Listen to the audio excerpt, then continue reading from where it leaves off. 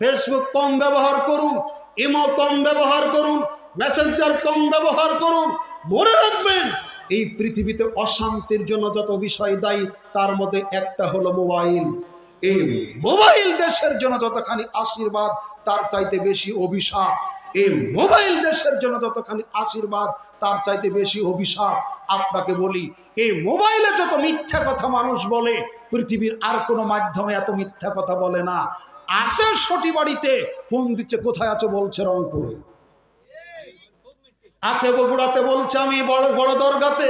মোবাইলে যত মিথ্যা কথা বলে, পৃথিবীর আর কোনো মাধ্যমে মানুষ এত মিথ্যা কথা বলে না। এই মোবাইলের অপব্যবহারের কারণে বহু বোনের সোনার সংসার ভেঙে খান খান হয়ে গেছে। এই মোবাইলের অপব্যবহারের কারণে আমার বহু মা, চাচি, খালা, ফুপুর সোনার সংসার ভেঙে তছনছ হয়ে গেছে। আপনার ছেলেকে নষ্ট করেছেন আপনি টাচ মোবাইল কিনে দিয়ে, আপনার মেয়েকে নষ্ট করেছেন আপনি টাচ মোবাইল কিনে দিয়ে।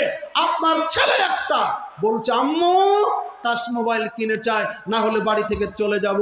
বাচ্চাকে কাছে ডেকে বসান, তাকে শান্তভাবে জিজ্ঞাসা করেন, বাবা তুমি কোথায় যেতে চাচ্ছ? কোথায় যেতে চাই ভালো করে শোনেন। যাওয়ার ভাড়া দিন, আসার ভাড়া দেন, খাওয়ার খরচ দেন, তবুও মোবাইল কিনে।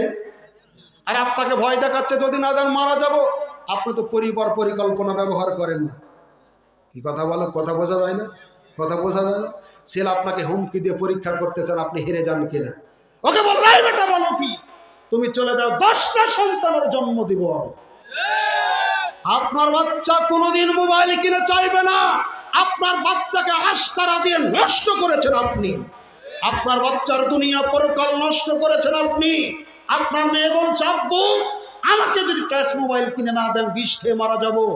আপনি সটিবাড়ি বাজারে কীটনাশক দোকানদার সাথে যোগাযোগ করেন, যে বিষ খেলে নিশ্চিত মৃত্যু হবে এই বিষ কিনে দিন, তবু মোবাইল কিনে দিবেন না।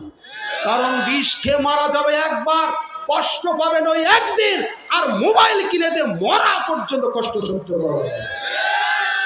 অতএব একটা বাড়িতে 3-4টা মোবাইল চলে না। আপনি কেন কিনেছেন এত মোবাইল? কিনেছেন তো কিনেছেন অডিও ভিডিও টাচ মোবাইল কেন কিনেছেন? আপনার ছেলে মেয়ের দুনিয়া পরকাল নষ্ট করার জন্য একটা মোবাইলই যথেষ্ট, আর কিছু লাগবে না। আপনাকে বলে রাখি, আপনার ছেলেকে আপনি বাঁচান, আপনার মেয়েকে আপনি বাঁচান।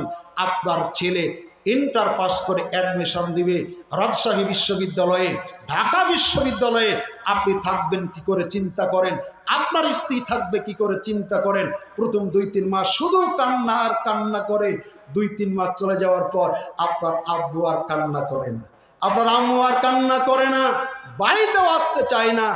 আপনি মাঝে মধ্যে আপনার আম্মুর ডায়েরি চেক করে দেখুন, আপনার আম্মুর মোবাইল চেক করে দেখুন, আপনার আব্বুর বই পুস্তক চেক করে দেখুন।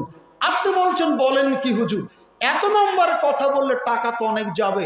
আরে বাবা, টাকা তো আপনার সরিষা বেচা, যেই টাকা আপনার ছেলে মোবাইলে ভরে খরচ করে। টাকা তো আপনার মানুষের কামলা দেওয়া।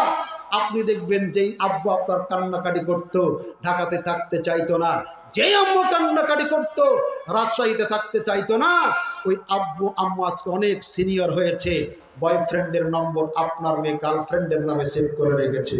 আপনার ছেলে গার্লফ্রেন্ডের নম্বর বয়ফ্রেন্ডের নামে সেভ করে রেখেছে। আপনি নাম্বারে কল দিয়ে পরীক্ষা করে দেখুন, ধরা খাবে। আপনার ছেলেকে বাঁচান, আপনার মেয়েকে বাঁচান, অনুরোধ করে গেলাম।